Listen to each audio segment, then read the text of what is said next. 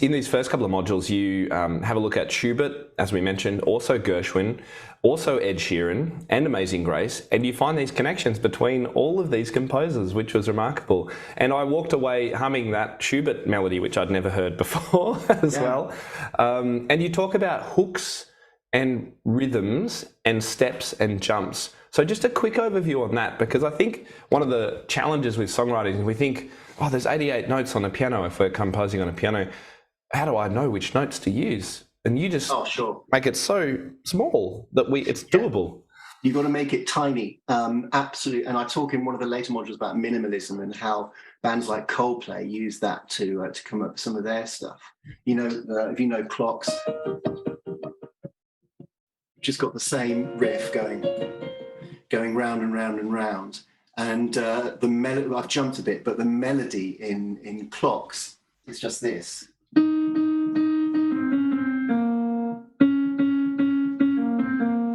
So it's five notes, five adjacent notes, and the whole verse is just those two phrases over and over again. And that's one of the biggest songs, you know, one of Coldplay's biggest, most successful songs. People aren't going to remember your melody if it's got too much in it. So you have to get that balance right between repetition and just enough contrast to make it interesting. Although in some songs there isn't even that, you know, it's just straight repetition. So you have to ask yourself, well, why is that? What's made that so successful? And I say that in the course quite a few times. So don't ask, do I like it? Because that's opinion, which is different from study. Ask yourself, get your students to say, well, this is successful. This song was successful. Why? How did it become successful? Irrelevant, really, whether I like it or not. It's because that's just a matter of taste. But yeah, if you're going to when Paul McCartney came up with Yesterday, he was walking down the street, the story goes, and he had no words, so he sung it to Scrambled Eggs. Scrambled eggs. Da, da, da, da, da, da, da, da. And he realised that the melody was so strong and it had just come up to him that he couldn't forget it. So he just kept it going as he got back home to a piano. But again, it's just a succession of scales. It's just a succession of stepwise movement.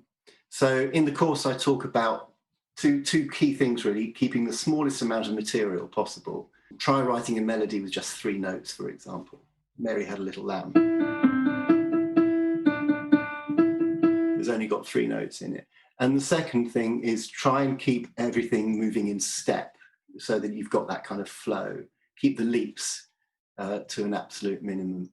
I also like, in Module 3, which is all about tunes that get stuck in your head, this is where you unpack a lot of these in depth. You mentioned that songwriting is a bit like drawing. Now, I've never thought of it this way. And when you create a masterpiece artwork, an oil paint, let's say, you'll start with the pencil outline to begin, just to sort of shape out, and even the masters did this.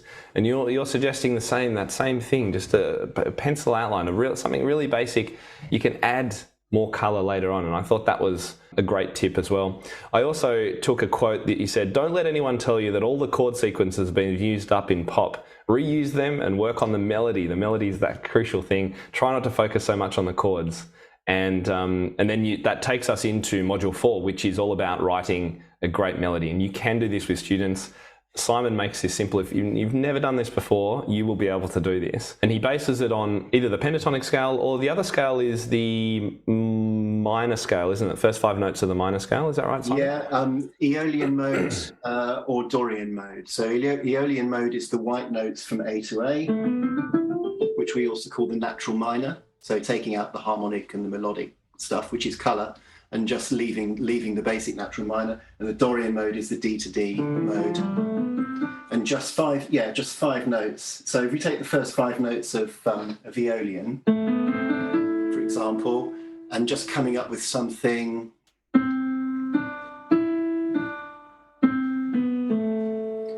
as a phrase using those notes, there we are. Do you know there's too many notes in that?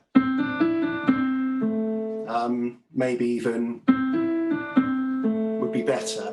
Yeah, so keeping it as minimal as possible. There's a reasonable first phrase. And then the second phrase could be quite dark sounding, isn't it, that one? Isn't it? But, you know, again, it's just using a small amount of material from whatever scale you like and coming up with repetitive. If I was going to write that, I'd then repeat it, by the way. Maybe changing one note. I say that quite a lot in the course. Just change one thing, but repeat as much as you possibly can. Yeah, that's right. So much repetition. I hadn't realised how much repetition there was in all these pop songs, and Amazing Grace, and the songs from history as well. And that also came to the fore. It's like, you don't have to think too hard and make things too difficult. In fact, that's the wrong thing to do, because it's then not memorable. It's the reason these things get stuck in your head is because the melodic idea is so simple and repetitive.